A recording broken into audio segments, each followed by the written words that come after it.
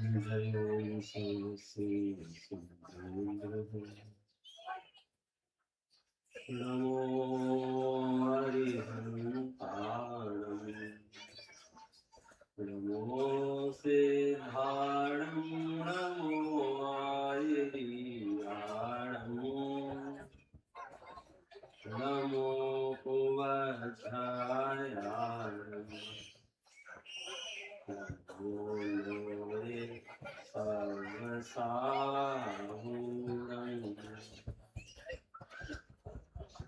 वंदे तु सर्वसिद्धे भुवमचलमणोभवं गतिं पत्ते मोक्षामि समयपाहुणे नमोऽस्तु केवली गणिदम् नमः समय साराय स्वानुभूत्या चकासते चित्स्वभावाय भावाय सर्वभावान्तरच्छिदे अनन्तधर्मणस्तत्त्वं पश्यन्ति प्रत्यगात्मनः अनेकान्तमयी मूर्ति नित्यमेव प्रकाशिता।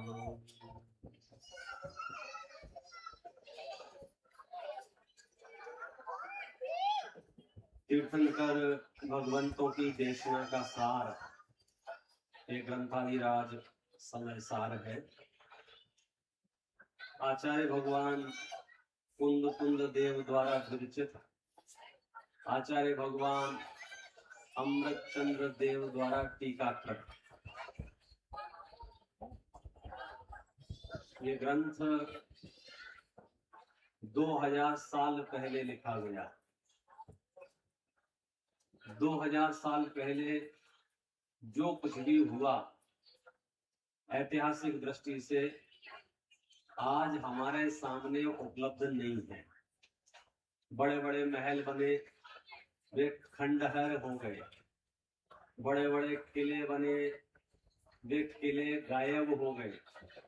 पत्थरों की 20-20 फीट मोटी दीवारें आज खत्म हो गई और ये कागज के टुकड़ों पर लिखा गया ग्रंथ जिंदा है। तो ऐसा लगता है मेरा ही कोई पुण्य शेष होगा, अन्यथा नष्ट होने में कितना समय लगता है। और हम इस पुण्य का सदुपयोग कैसे कर सकते हैं? एक ग्रंथाधिराज के अभ्यास से कर सकते हैं। ग्रंथ का नाम समय सार है। ग्रंथकर्ता का नाम आचार्य भगवान कुंद कुंद देव है। और इसमें जो बात बताई गई है वो इतनी महत्वपूर्ण है, इतनी महत्वपूर्ण है कि मुझे आज वो बात जाए और समझ में आ जाए तो समझो मैं निहाल हो जाऊं। मेरे सारे दुख दारिद्र दूर हो जाएंगे सिर्फ एक समय सार से। इतना पावरफुल ग्रंथ है ये। इसमें जो सिद्धांत बताए गए हैं वे तीर्थंकर महावीर की वाणी में जो आए उनके सार रूप से लिखे गए हैं। समय सार आदि ग्रंथ जो उपलब्ध हैं इन्हें द्वितीय श्रुत स्कंद कहा जाता है। अध्यात्म के ग्रंथों को, परमाग्रंथ।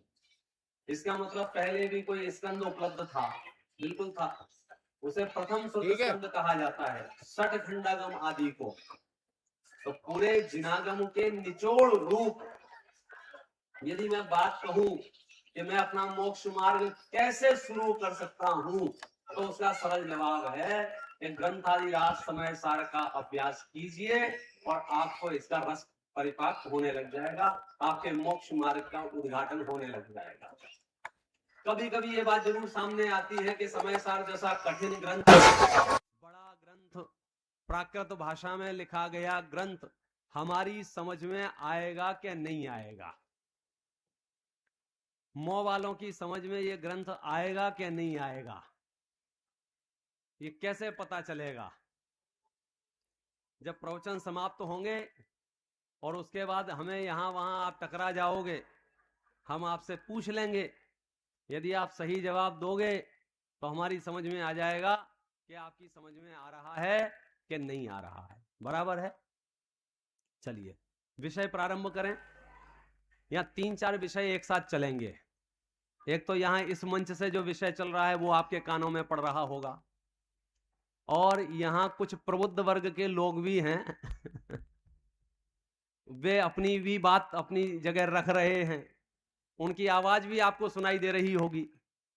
तो जिन महिलाओं की आवाज आपको सुनाई दे रही है, आप उसको गौण करके, यहां जो जिनवाणी की आवाज सुनाई दे रही है उसको मुख्य करके, क्योंकि अगर आप इतनी सी बात से डिस्टर्ब होगे और प्रवचन में मन नहीं लगेगा तो फिर भाई साहब केवल ज्ञान कैसे करोगे? क्योंकि उसके दृश्य हम आपको दिखाएंगे तो और भयानक दृश्य हैं।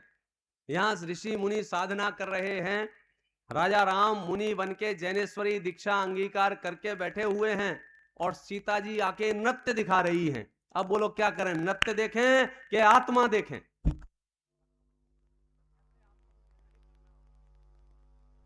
कोई बात नहीं, यहां से ऐसे ही आपको निर्णय करना होगा कि आवाज सुननी है कि हमें प्रवचन सुनने हैं।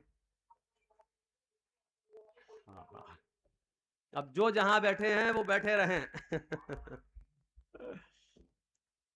सीमित समय है और मैं अब मूल विषय प्रारंभ करता हूं। समो शरण में पहुंच पाना ही बड़ा दुर्लभ है। कितने ही लोग पहुंच जाते हैं, लेकिन जहां प्रवचन होते हैं वहां तक पहुंच पाना और दुर्लभ है। कितने ही लोग वहां तक पहुंच जाते हैं, लेकिन प्रवचन में जो चल रहा है वो विषय कानों में पड़ जाए ये दुर्लभ है। कितने ही लोगों के कानों में पड़ जाते हैं लेकिन समझ में आ जाए ये दुर्लभ है।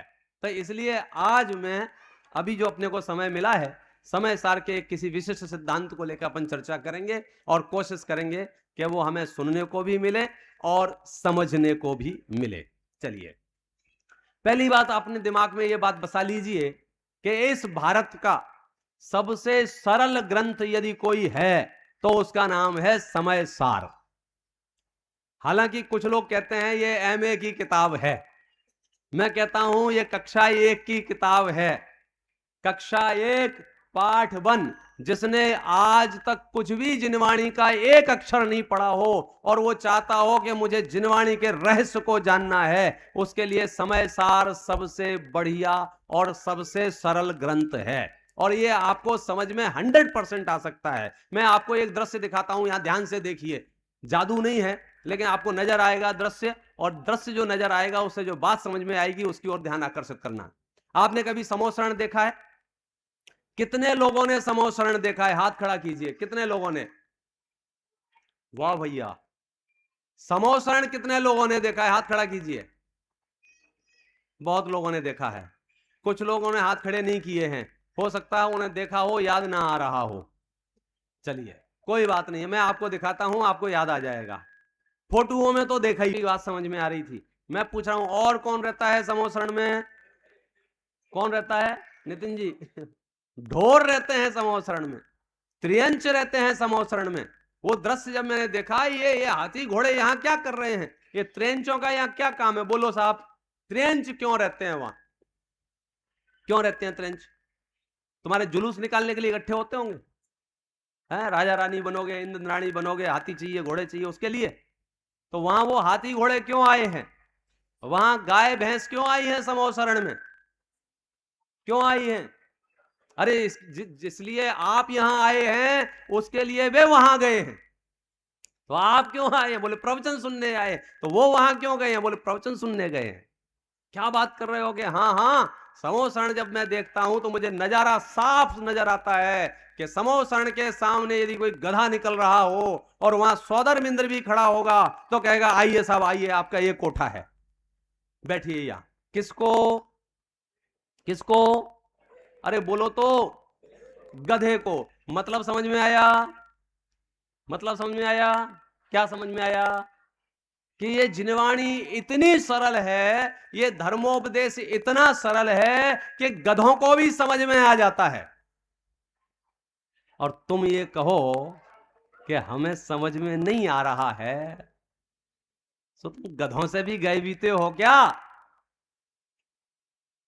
आज तक भले ही आपने जिनवाणी का एक अक्षर ना पढ़ा हो, लेकिन आप समझ लो कि जो बात गधों को समझ में आ सकती है वो बात मनुष्यों को तो बड़ी जल्दी समझ में आ सकती है। और अब हम जो बात करने जा रहे हैं ये वो बात है जो तीर्थंकर परमात्मा महावीर ने 30 वर्ष तक लगातार इस भारत भूमि पर की थी। ये हमारा सौभाग्य था कि आचार्यों ने उनकी बात को जिनवाणी में लिख दिया। आज हम पढ़ पा रहे हैं। यदि आपकी आंखें हैं, यदि आपके पास कान हैं, यदि आप पढ़ना जानते हैं तो अपने जीवन में और कुछ करें या ना करें, श्रुत अभ्यास जरूर करें, जरूर जरूर करें। एक बात आपने सुनी होगी, मैं कह देता हूं, लोगों को बड़ी चिंता रहती है कि भैया हमारा समाधि मरण हो जाए और कुछ हो या नहीं हो। थोड़े भी वृद्ध व्यक्ति से मिलो, वृद्ध महिला पुरुष से, तो उसकी एक भावना तीव्र है कि हमारा समाधि मरण हो जाए, हमारा समाधि मरण हो जाए। आपको जानकर खुशी में आश्चर्य होगा, मूलाचार्य ग्रंथ है आचार्य वट्टकेर स्वामी का, उसमें लिखा है समाधि मरण अर्थात स्वाध्याय मरण। क्या लिखा है? समाधि मरण अर्थात स्वाध्याय मरण। माने आप स्वाध्याय कर रहे हैं और मृत्यु हो गई है, इसका मतलब है कि समाधि मरण हुआ है। आपको अभी उसकी गहराई पता नहीं चल रही है। किसकी? कि ये शास्त्र के पास बैठने की। लोग रो रहे हैं, दुखड़ा रो रहे हैं पंचम काल का, अब सर्पणी काल का, कुसंगति के नाम पर पता नहीं कैसा माहौल हो गया है समाज का, देश का, ढिमका, रोना रोते रहते हैं। मैं कहता हूं आज भी आपको सर्वोत्कृष्ट सत्संग उपलब्ध है। कितना उत्कृष्ट सत्संग उपलब्ध है मालूम है आपको? क्या आप कुंद कुंद आचार्य के चरणों में बैठना चाहें तो बोलो आपको सुविधा उपलब्ध है कि नहीं है? कैसे? कि समय सार खोल के बैठ जाओ। क्यों समय सार खोल के बैठोगे तो कुंद कुंद आचार्य के चरणों में बैठ गए हो, यही मानना। ये कुंद कुंद आचार्य के वचन है ना। अमृतचंद्र आचार्य की सत्संगति करनी हो तो बोलो क्या करें कि आत्मख्याति टीका पढ़ना शुरू कर दो, अमृतचंद्र आचार्य की सत्संगति हो जाएगी। अब इससे बढ़िया सत्संग और क्या हो सकता है? बोलो आचार्यों का सत्संग आज हो सकता है कि नहीं हो सकता है? कैसे हो सकता है? श्रुत के अभ्यास से। श्रुत का अभ्यास माने जिनवाणी के पढ़ने से, जिनवाणी के सुनने से, जिनवाणी के समझने से। मतलब आपको जिनवाणी पढ़ने बैठे इस स्तर की विशुद्धि होती है, इस स्तर की विशुद्धि होती है जिसकी आप कल्पना नहीं कर सकते हो। आचार्य इस बारे में पता क्या लिखते हैं? आचार्य तो ये लिखते हैं, यदि ईमानदारी से आपने जिनवाणी का अभ्यास किया होगा और आपकी मृत्यु भी आ गई होगी, परलोक में भी पहुंच गए होगे, तो इस जन्म का किया गया अभ्यास आपको वहां मिल जाएगा। मैं देखो सैंपल के तौर पर कुछ चीजें दिखाता हूं आपको, ताकि आपको ऐसा लगना चाहिए कि हमारी समझ में आ रहा है कि नहीं आ रहा है, यह दूसरा विषय है। हमारा उपयोग श्रुत अभ्यास के लिए तैयार है कि नहीं है। देखो मैं आचार्यों का समर्थन बताता हूं, आचार्यों के विचार बताता हूं कि वे आचार्य स्वाध्याय के लिए क्या क्या कह रहे हैं। देखो एक धवला पुस्तक 9 में लिखा है, वो मैं पढ़ के सुनाता हूं। विनय से अधीत श्रुत ज्ञान यदि किसी प्रकार प्रमाद से विस्मृत हो जाए तो उसे उत्पत्ति की प्रज्ञा परभव में उपस्थित करती है, केवल ज्ञान को बुलाती है। क्या कह रहे हैं? क्या कह रहे हैं? कि जो शांति से बैठ के जिनवाणी का अभ्यास करता है वो केवल ज्ञान को आमंत्रण देता है। और सुनो, और सुनो, यदि मरण काल में पीड़ा उत्पन्न हो जाए तो क्या औषधि है, ऐसा आचार्य पूछते हैं। अभी सब ठीक चल रहा है साहब, खा लिए, पी लिए, जन्म कल्याणक मना लिया, गुलाब जामुन ठूस लिए, अब हम बैठ गए, अब बताओ अब क्या करें बौरे जी, अब बताओ क्या करें। अबे तो ठीक है, लेकिन जब वो मरण काल नजदीक आएगा, जब मृत्यु सामने उपस्थित होगी, जब शरीर में रोग घर कर जाएंगे, ऐसे समय में क्या औषधि है, ऐसा पूछा शिष्य ने, प्रश्न पूछा। ये मूलाचार्य ग्रंथ का पूर्वार्ध का, पता है क्या लिखा है? विषय सुख का विरेचन करने वाले और अमृतमय ये जिन वचन ही औषधि हैं। ये जरा, मरण और व्याधि से होने वाली वेदना को तथा सर्व दुखों को नष्ट करने वाले हैं। भयानक से भयानक पीड़ा आपकी गायब हो जाए, किससे? जिन वचनों से। देखो और सुनो क्या लिखा है, निपुण, विपुल, शुद्ध, अर्थ से परिपूर्ण, सर्वोत्कृष्ट और सब प्राणियों का हित करने वाला, द्रव्य कर्म, भाव कर्म रूपी मल का नाशक जिन वचन दिन रात पढ़ना चाहिए। भगवती आराधना। क्या कह रहे हैं? देखो आचार्यों ने जो संपदा हमें दी है, यदि हम उसका सदुपयोग नहीं करेंगे तो हम दरिद्री रह जाएंगे। तीर्थंकर परमात्मा को याद करो, जब समो शरण की रचना यहां हो रही होगी, धर्मोपदेश हो रहा होगा और लगातार लगातार लगातार धर्मोपदेश चल रहा होगा, 30-30 वर्ष तक धर्मोपदेश चला और 2000 साल बाद मुझे यह भाव आया कि आखिर समो शरण में 30 वर्ष तक क्या चर्चा चली होगी। ऐसा मन में इच्छा हुई। 30 वर्ष तक भगवान महावीर ने भारत की भूमि पर समो शरण में बैठकर क्या कहा होगा, ये मुझे आज जानना है। बोलो कोई उपाय है तुम्हारे पास? बोले है। क्या उपाय है? पढ़ो पढ़ो पढ़ो पढ़ो।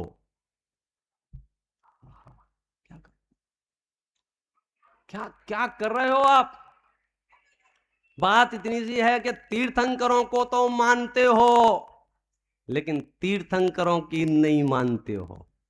तीर्थंकरों की क्यों नहीं मानते हो? तो आधे लोग कहें हमें तो पता ही नहीं है तीर्थंकर के क्या रहे। तो पता कैसे चलेगा? स्वाध्याय स्वाध्याय स्वाध्याय स्वाध्याय। देखो अब मैं बहुत विशेष महिमा क्या कहूं, हम और आप सबको स्वाध्याय की खूब महिमा है। अब थोड़ा सा स्वाध्याय शुरू करते हैं। छोटी सी चर्चा अपन यहां बनाएंगे, अपन को जितना जैसा समय मिलेगा उस क्रम में आगे बढ़ेंगे। सबसे पहली चर्चा प्रारंभ कर रहा हूं, ये बंध अधिकार की चर्चा है और इसमें निर्बंध होने की कला बताई है। बराबर है? गाड़ी आगे बढ़ाएं। अधिकार का नाम क्या है? बंध अधिकार। हमारी सबसे पहली और बुनियादी समस्या जो है उसका समाधान इसमें किया गया है। बोले सबसे पहली और बुनियादी समस्या क्या है? कि सबसे पहली और बुनियादी समस्या ये है कि जब से मैंने होश संभाला है इस जन्म में, जब से मैंने होश संभाला है तब से मेरे मन में अनेक प्रश्न उत्पन्न हो रहे हैं और आज भी हो रहे हैं। मुझे समाधान नहीं मिल रहा है। आचार्य पूछते हैं बताओ तुम्हारे क्या प्रश्न उत्पन्न हो रहे हैं? बोले था हजारों प्रश्न हैं और उन हजारों प्रश्नों का एक उत्तर यहां से दिया जाएगा। सबसे पहले नंबर का प्रश्न यही हमारे चित्त में आता है, जब भी हमारे जीवन में किसी भी टाइप की कोई प्रतिकूलता हमारे सामने आती है, ऐसे सब ठीक चल रहा है, सब ठीक चल रहा है, लेकिन अचानक ने डॉक्टर ने लिख के दे दिया बोले तुम्हें कैंसर है, फिर हमारा दिमाग जो है काम नहीं करता है, फिर हम अपसेट हो जाते हैं। सब ठीक चल रहा है, सब ठीक चल रहा है, सब ठीक चल रहा है, अचानक से पता चला कि 10-50 लाख का घाटा लग गया, फिर हमारा दिमाग काम नहीं करता है। सब ठीक चल रहा है, सब ठीक चल रहा है, पता चला कि गाड़ी एक्सीडेंट हो गया और दोनों पैर कट गए, तो फिर समझ में नहीं आ रहा है कि ये क्या हो रहा है। बाकी चीजें तो हमें एक्सेप्टेड थी, हमें जो जो मिला हमने सब स्वीकारा, लेकिन उसमें से कुछ भी जाता है तो हम बिलबिला जाते हैं, ऐसा कैसे हो सकता है, ऐसे कैसे हो सकता है। फिर हमारे चित्त में हजारों प्रश्न उत्पन्न होते हैं कि ये आखिर ऐसा क्यों हो रहा है, और कभी कभी लगता है ये मेरे साथ ही ऐसा क्यों हो रहा है। हमें फिर गांव नहीं दिखता है, हालांकि पूरे विश्व में एक ही कानून व्यवस्था है, लेकिन हमें क्या लगता है ये हमारे साथ हो रहा है। पहले तो आप तय कर लो ये तुम्हारे साथ नहीं हो रहा है, और फिर भी तुम्हारे साथ भी हो रहा हो तो ऐसा क्यों हो रहा है, उसका जवाब अपन बंध अधिकार में ढूंढेंगे। तो उसका एक सरलतम जवाब तो यह है कि आपके साथ जो कुछ भी हो रहा हो, XYZ कुछ भी, अपने मन में सोच लो तुम्हारे साथ जो भी हो रहा है उसका जिम्मेदार कौन है। जिस दिन आपको यह पता चल जाएगा, आपको डिप्रेशन, एंजाइटी, तनाव, ये सब छोटी मोटी चीजें तो ऐसे ही गायब हो जाएंगी। उसके लिए आपको गोलियां नहीं खानी पड़ेंगी और आत्मानुभूति का मार्ग प्रशस्त हो जाएगा। क्यों? क्योंकि तीव्र कषाय के काल में आप आत्मानुभूति का पुरुषार्थ कैसे करो? अभी तो आपका दिमाग काम नहीं करता है, इतना सा दिमाग काम नहीं कर रहा है कि कोई कार्य हो रहा है तो इसका कारण खोजने जाते हो तो आपको कारण नहीं मिलता है। जब कारण नहीं मिलता है तो जो मन पे आता है बोल देते हो। बोलो पूरी दुनिया में क्या चल रहा है? यही तुक्काबाजी चल रही है कि नहीं चल रही है? हम नहा धो के घर से निकले और हमारा कोई काम बिगड़ गया, फिर हमने सोचा हमारा काम क्यों बिगड़ गया? ओ, अपन ने ध्यान नहीं दिया था। अब याद आया, क्या हुआ था मालूम है? बिल्ली रास्ता काट गई थी। बिल्ली नहीं काटी होगी तो कुछ और ढूंढ लाओगे। बोले जब हम निकल रहे थे तो छींक दिया था। कुछ नहीं होगा तो बोले वो जो निकल रहे थे तो सामने वाले ने कहा था आज बहुत जच रहे हो। बोलो उसने प्रशंसा की थी कि निंदा की थी? प्रशंसा की थी। लेकिन तुम्हारा काम बिगड़ गया, क्या बोलोगे? उनकी नजर लग गई। ये क्या है? ये एक बीमारी है। कौन सी बीमारी है? ये आरोप प्रत्यारोप की बीमारी है। जब आपको सही कारण नहीं पता होता है तो किसी को भी कारण मान लेते हो। और ये प्रैक्टिस कोई नई नहीं कर रहे हम, ये हमने पैदाइशी सीखी है। जब से हमने होश संभाला है हमने यही देखा है। रोजमर्रे के जीवन में हम यही देखते हैं। एक 2 साल का बालक भी रास्ते से जा रहा हो, टेबल से टकरा जाए तो उसकी पढ़ी लिखी मां आती है, टेबल को 2 चांटे मारती है। मैं मोहवासियों से पूछता हूं, बोलो टेबल की इसमें क्या गलती है? बोलो माताओं बहनों, टेबल की क्या गलती है? टेबल ने मार खाई कि नहीं खाई? क्यों खाई? बच्चा सीधा जा रहा था, टेबल बीच में आ गई। क्या था? आप मामला तो बताओ। जब तक आप रिसर्च नहीं करोगे, जब तक आप वैज्ञानिक नहीं बनोगे, जब तक आप विचार नहीं करोगे, निष्कर्ष पर नहीं पहुंचोगे। प्रश्न तो करो, टेबल को बोलो मार क्यों पड़ी? और ये आदत ऐसी बिगड़ गई, अब वो डामर की रोड पे गिरे तो डामर की रोड को मार पड़ी। चाचा मामा ताऊ को मार पड़ी, लो मैंने पिटाई कर दी, लो मैंने पिटाई कर। ऐसे तुमने बहुत बड़ा बहादुरी का काम कर लिया हो। उसके दिमाग में ठूस ठूस के ये बिठाया जा रहा है, तुम्हें तकलीफ हो तो तुम्हें राहत कब मिलेगी? जब दूसरे की ठुकाई होगी। ये क्या है? ये पहले नंबर का उल्टी मान्यता वाला कार्यक्रम शुरू हुआ था जब हम इतने से थे। ये तो मैंने एक उदाहरण दिया है, चारों तरफ नजर डाल के देख लो, किसी भी कार्य का कोई भी कारण घोषित कर दिया जाता है। कुछ नहीं समझ में आएगा तो यहां बोलना ऊपरी हवा होगी, ऊपरी हवा लिखा ले, ऊपरी हवा को बोलो। एक बार आचार्यों के पास बैठ और पता लगा क्या कारण है। बोलो अचानक किसी के घर में आग लग जाए, अचानक बाढ़ आ जाए, अचानक रोग हो जाए, अचानक मृत्यु आ जाए। अभी कुछ साल पहले कोरोना में जो तमाशा हो रहा था, धड़ाधड़ लोग निबट रहे थे, वो तो भला हो इतनी मीडिया और विज्ञान इतना आविष्कार हो गया, नहीं तो कोरोना नाम का कोई देवता बना बैठते अपन और अगरबत्ती कर रहे होते। किया ही था ना कुछ सालों पहले जब वो चिकन पॉक्स हुए थे, शीतला करके सबने किया ही था ना। तो इसलिए क्या चल रहा है कि साहब हमको समझ में नहीं आ रहा है, ये हो क्यों रहा है, हो क्यों रहा है? तो समझ में नहीं आएगा तो क्या कहेंगे? एक सरकारी उत्तर है, ऊपर वाले का, ऊपर वाला, ऊपर कोई बैठा है रिमोट कंट्रोल लेके, वो ऐसे बटन दबाता है, जा अब तुम गधे बन जाओ, जा अब तुम घोड़े बन जाओ, जाओ अब तुम मौके निवासी बन जाओ, आओ अब जब तुम ग्वालियर चले जाओ। ऐसा कौन कोई बैठा है ऊपर ऐसा? लेकिन ऐसा हो तो रहा है ना, कहीं जन्म होता है, कहीं मरण होता है, किसी का सुख है, किसी का दुख है। तो हमने आचार्य से पूछा, बोलो महाराज बताओ ऐसा क्यों हो रहा है? तो आचार्य ने एक शब्द दिया है, स्वकीय कर्मोदयात्। क्या शब्द है? क्या शब्द है? जिसको रसना इंद्रिय उपलब्ध है, जो घर में जोर जोर से चिल्लाना जानते हैं, वे जरा जोर से बोल के बताओ क्या शब्द है? मैं देखता हूं मौकी महिलाओं की आवाज ज्यादा है या पुरुषों की? एक बार महिलाओं से पूछूंगा, एक बार पुरुषों से। पहले श्रावकों से। हाँ साहब, क्या शब्द बोला? हाँ, अब आपका नंबर है, जोर से बोलो। दम ही नहीं है कि खाते पीते नहीं क्या है? हाँ। मैं बोलता हूं फिर से, सुनो ध्यान से। स्वकीय कर्मोदयात्। क्या बोला? अरे जोर से बोलो। वो जय महावीर बोल रहा है, क्या करूं। हमने कहा जोर से बोलो, बोले जय महावीर। क्या कह रहे हैं आचार्य? स्वकीय कर्मोदयात। क्या बोला? एक बार आप अकेले बोलो। हाँ, इतनी जोर से बोलो कि बाहर वाले भीतर आ जाए, क्या हो रहा है, क्या हो रहा है, क्या हो रहा है। हाँ, असली मामला तो ये है भाई साहब, स्वकीय कर्मोदयात। शब्द बहुत सरल है, स्पष्ट है। स्वकीय माने अपने किए हुए, कर्मोदयात माने कर्म के उदय से। ठीक है, अब आप हजारों प्रश्न पूछना, उत्तर एक ही आएगा। क्या उत्तर आएगा? स्वकीय कर्मोदयात। तुम्हारा रंग रूप ऐसा क्यों है? तुम्हारी हेल्थ हाइट ऐसी क्यों है? तुम धनवान या निर्धन क्यों हो? तुम मूर्ख या विद्वान क्यों हो? हजारों प्रश्न पूछो, एक ही जवाब है। इसमें दूसरे का कोई हस्तक्षेप है? दूसरे का कोई हाथ है? ऐसा संभव है कि साहब मैं तो आज बहुत आगे होता अगर मेरे अपने टांग नहीं खींचते तो? ऐसा संभव है क्या? आचार्य क्या कहते हैं? इम्पॉसिबल। इम्पॉसिबल। ये कर्मों की टांग किसी के पकड़ में ही नहीं आती है, कोई खींचेगा कैसे? स्वकीय कर्मोदयात, अपने अपने कर्म के उदय से। मैं आपको पौराणिक ग्रंथों की ओर ले चलता हूं थोड़ा सा, तो आपको आइडिया लग जाएगा मैं जो बताना चाह रहा हूं। अच्छा बताइए, रामचंद्र जी का नाम आपने सुना है? कितने लोगों ने रामचंद्र जी का नाम सुना है? हाँ, अब थोड़ा माहौल बना। हाँ, इतनी देर से तो ऐसे चकर चकर चल रही थी। धन्यवाद। रामचंद्र जी का नाम सुना है आपने। बोलो, रामचंद्र जी को 14 साल तक घर से बाहर रहना पड़ा कि नहीं रहना पड़ा?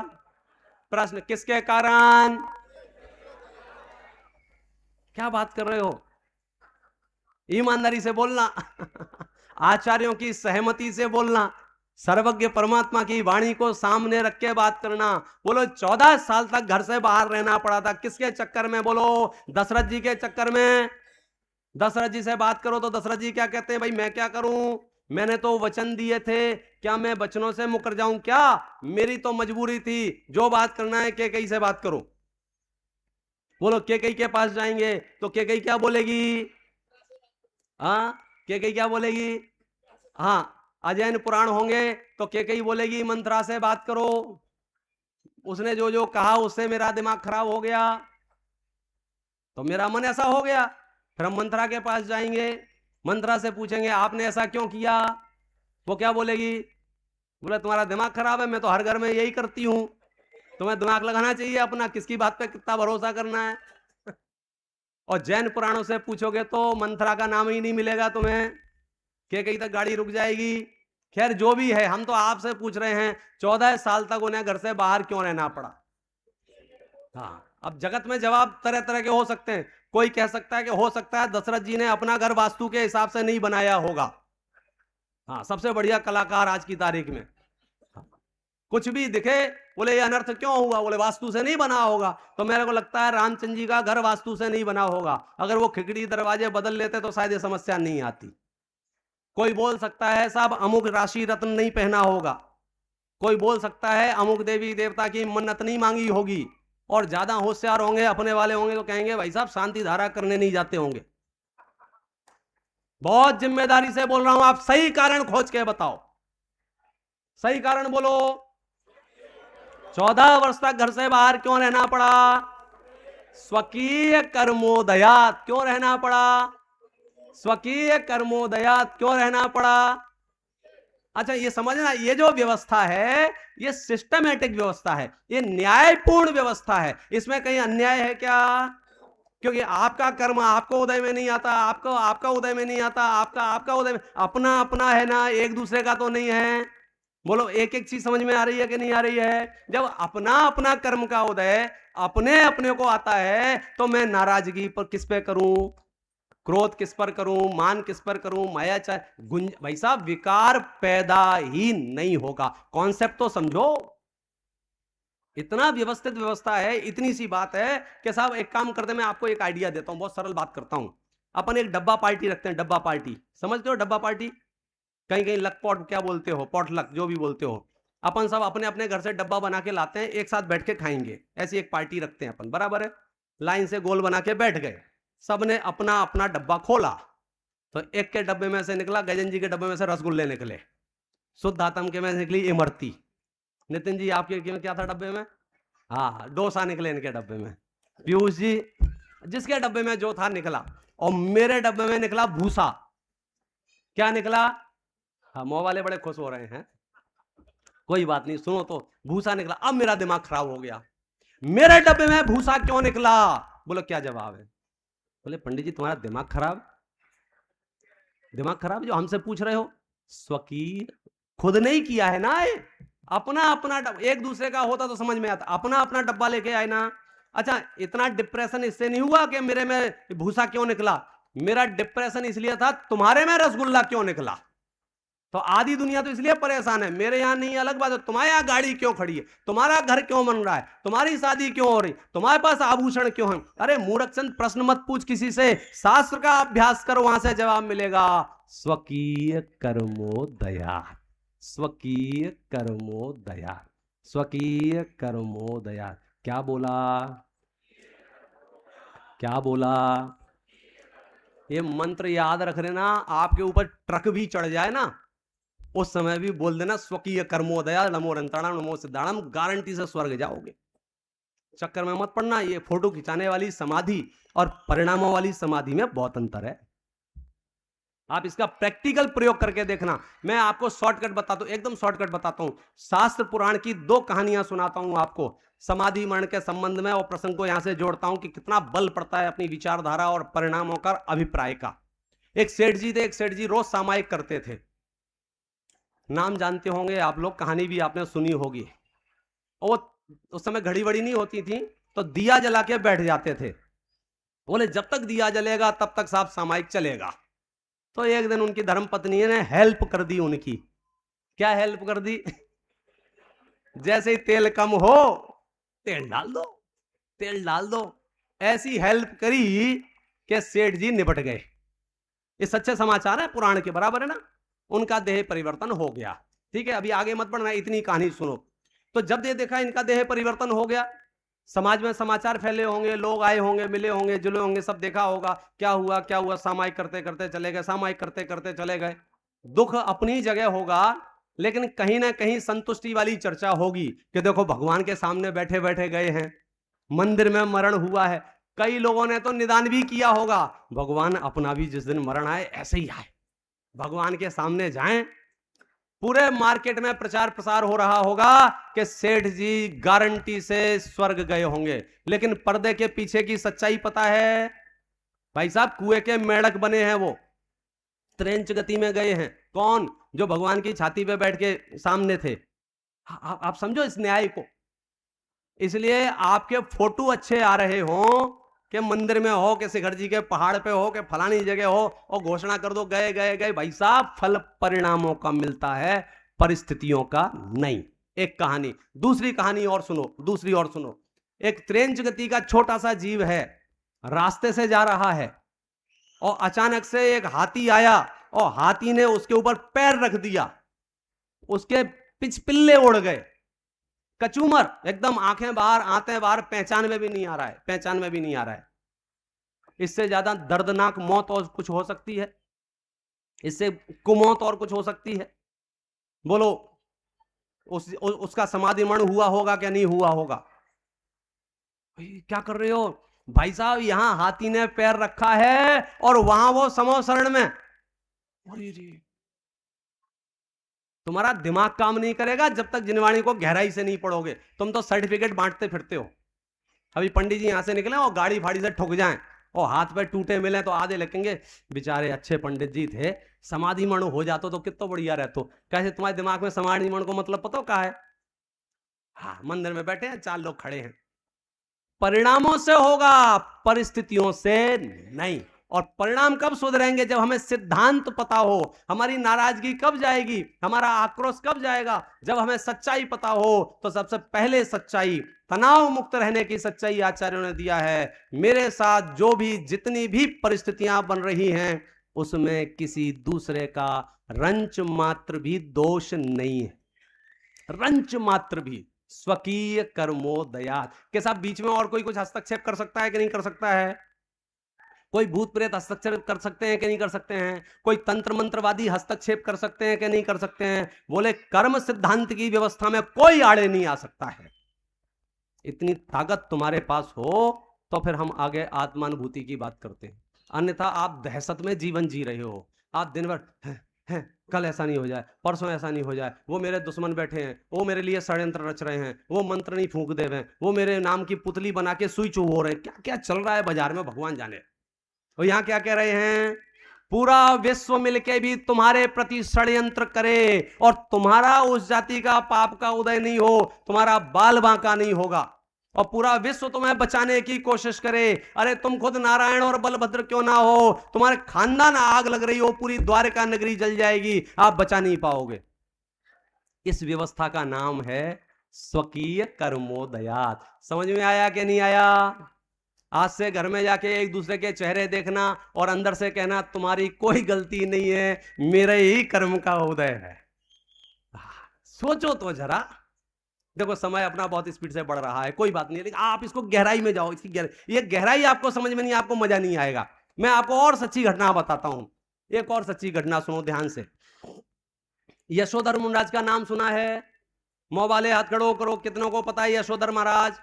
बहुत काम आएंगी, एक एक बात आपके काम आने वाली है। यशोधर मुनिराज की बात आपको पता है, क्या घटना हुई थी मालूम है आपको?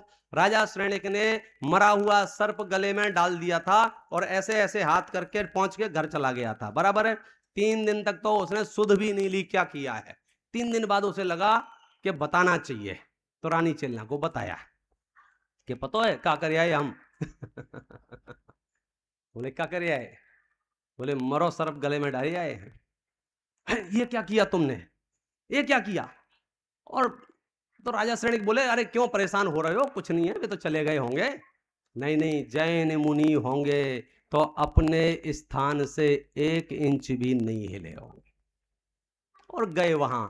जब राजा श्रेणिक ने वो दृश्य देखा, राजा श्रेणिक को भी अपराध बोध हुआ कि मेरे से बहुत बड़ी गलती हो गई है, मैंने सच्चे संत को अभिनय किया है, उसको अपराध बोध हुआ और उपसर्ग दूर हुआ। इतनी कहानी आपने सुनी हुई है, मेरी कहानी इसके बाद शुरू होती है। फिर महाराज ने जब ध्यान खोला, आंखें खोली, सामने देखा रानी चेलना राजा श्रेणिक बैठे हुए हैं, तो उनके मुख से निकला धर्म वृद्धि रस्तु, धर्म वृद्धि रस्तु, धर्म वृद्धि रस्तु। क्या निकला? अरे बोलते क्यों नहीं हो? हाँ धन्यवाद। धर्म वृद्धि रस्तु, धर्म वृद्धि रस्तु, धर्म वृद्धि रस्तु। तो वहां एक भक्त बैठा था, भक्त समझते हो? भक्त का मतलब समझते हो? हाँ, तो भक्त बैठा हुआ था। बोले महाराज क्या कर रहे हो आप? ये जो रानी चेलना है इसने उपसर्ग दूर करवाया है, और ये बाजू में बैठा ये पापी दुष्ट इसने उपसर्ग किया है।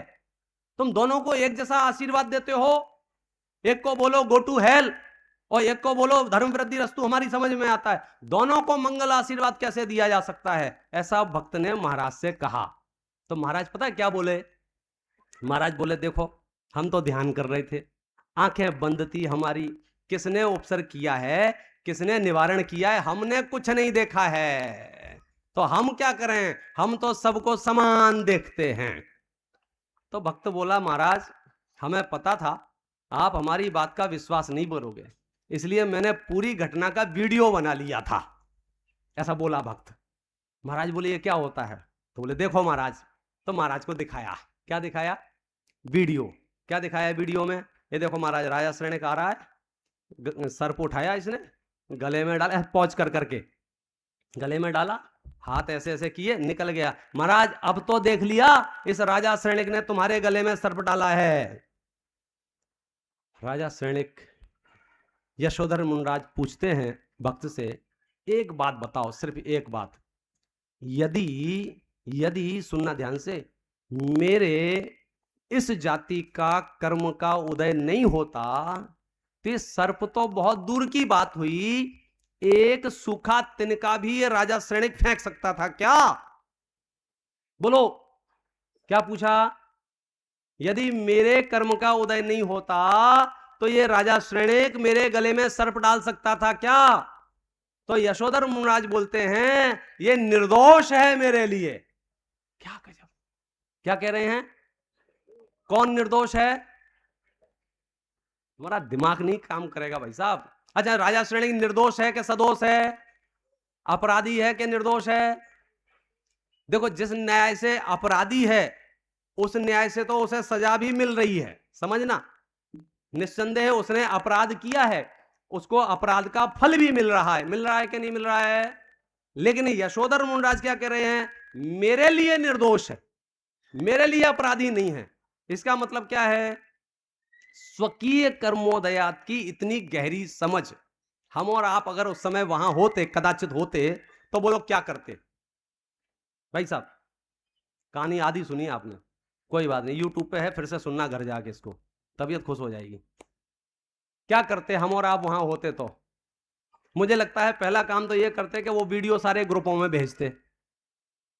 भैया हमारी जिम्मेदारी है, आग एक घर में क्यों लगे, थोड़ी यहां थोड़ी यहां थोड़ी वहां, सब जले। तो ये पहला काम तो हमारा, ये सब ग्रुपों में भेजते। फिर नीचे लिखते अर्जेंट आओ। अच्छा, प्रवचन सुनने कोई आए कि नहीं आए, ऐसे समाचार सुन के दौड़ के आ जाता। हाँ चलो चलो हम देखते हैं ऐसे कैसे राजा श्रेणिक कर सकता है। बैठ गए, मीटिंग शुरू हो गई। बोला साहब क्या करना चाहिए? एक बोल रहा है प्रस्ताव बोलो, क्या करें राजा श्रेणिक का? बोले इसको नगर से बाहर करो। कोई कहता है इसका मुंह काला करो, कोई कहता है इसको गधे पे बिठाओ, कोई कहता है जूतों की माला पहनाओ, और एक आध तीव्र कसाई होगा तो इसको फांसी चढ़ाओ। ऐसे आदमी को जीने का हक नहीं है।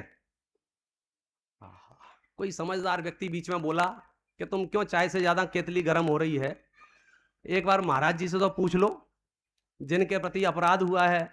चलो चलो चलो महाराज से पूछते हैं, महाराज राजा श्रेणिक का क्या करना चाहिए? महाराज का जवाब होता है धर्म वृद्धि रस्तु, धर्म वृद्धि रस्तु, धर्म वृद्धि रस्तु, धर्म वृद्धि रस्तु, धर्म वृद्धि रस्तु। इतना कलेजा हो तो मोक्ष मार्ग में आगे बढ़ने की सोचना। यहाँ ईंट का जवाब पत्थर से नहीं दिया जाता है। हमारे गुरु तो कहते थे गाली का जवाब गोली का जवाब गाली से भी नहीं। क्या कह रहे हैं? गोली का जवाब। क्यों? ये मार्ग ही क्षमा का है। सदा सुखदास जी कहते हैं कि मोक्ष जा रहे हो, कि यहां सब मोक्ष जा रहे हैं, सुनो क्षमा साथ में रख लो, बहुत काम आएगी। क्षमा साथ में नहीं होगी तो क्या होगा? पग पग पर बौखलाओगे। अब तुम्हारी समस्या थी हम क्षमा क्यों करें, हम क्षमा कैसे करें? तो आचार्य सिद्धांत बता रहे हैं क्योंकि तुम्हारे साथ जो कुछ हुआ है उसमें सामने वाले का अपराध नहीं है, सामने वाला निर्दोष है। तुम्हारे साथ जो हुआ है वो क्यों हुआ है? स्वकीय कर्मोदयात। क्या बोला? क्या बोला? अरे पीछे जो सिंहासन पे बैठे हैं बोलेंगे एक बार, क्या बोला? स्वकीय कर्मोदया। ये पूरे विश्व की न्यायपूर्ण व्यवस्था है भाई साहब। इसमें भ्रष्टाचार नहीं है, इसमें करप्शन नहीं है। आप देखो एक बार प्रवेश करके, आप इसके अंदर जैसे जैसे जाएंगे आपको पता चलेगा। मैं तो कर्म व्यवस्था आप समझ लो ना, तनाव रहित हो जाओगे। कर्म व्यवस्था भी समझ ली ढंग से, उस पर भी विश्वास हुआ, आपको डिप्रेशन नहीं हो सकता, तनाव नहीं हो सकता, आकुलता नहीं हो सकती, क्योंकि आपके अंदर से जवाब आएगा स्वकीय कर्मोदयात। स्वकीय कर्मोदयात। सामने वाले का तो इसमें कोई अपराध ही नहीं है। आज रास्ते से जा रहे थे, उन्हें 4 सुना दी, अंदर से आवाज आई स्वकीय कर्मोदयात। थैला ले जा रहा था, नोटों का भर के छीन के भाग गया, अंदर से आवाज आई स्वकीय कर्मोदयात। मेरा नाम यहां लिखा था, यहां से यहां लिखवा दिया, स्वकीय कर्मोदयात। मेरा नाम लिखा था, उस पर जूते पहन के खड़े होके ऐसे ऐसे मचमचा रहा था, स्वकीय। अरे मैं कह रहा हूं विश्व भर के सारे अखबारों में काला फोटो छपा दो तो भी बोलो मेरे मोक्ष मार्ग की यात्रा रुकेगी कि नहीं रुकेगी, क्योंकि वो कर्मोदयात है और मेरी यात्रा स्वपरिणाम से है। इसका सेकंड पार्ट हम आगे चर्चा करेंगे। अभी आप इतनी पक्का कर लो, जो कुछ भी आपको नजर आ रहा हो, अच्छा या बुरा, पुण्य या पाप, वो सब क्या है? स्वकीय कर्मोदय। ये न्यायपूर्ण व्यवस्था है, इसमें भ्रष्टाचार नहीं है, इसमें करप्शन नहीं है, इसमें आकुलता नहीं है, ये व्यवस्थित व्यवस्था है। हम आचार्यों की शरण में जाके बैठें तो निश्चित तौर पर हमारा मोक्ष मार्ग बड़ा ही सरल, सहज और सुबोध हो जाता है। जैसे जैसे हम ग्रंथों का अभ्यास करेंगे, सिद्धांतों की समझ विकसित करेंगे, निस्संदेह हम आगे इस मार्ग पर बढ़ते रहेंगे। आप सब इस मार्ग पर आगे बढ़ें, इस मंगल भावना से अभी की बात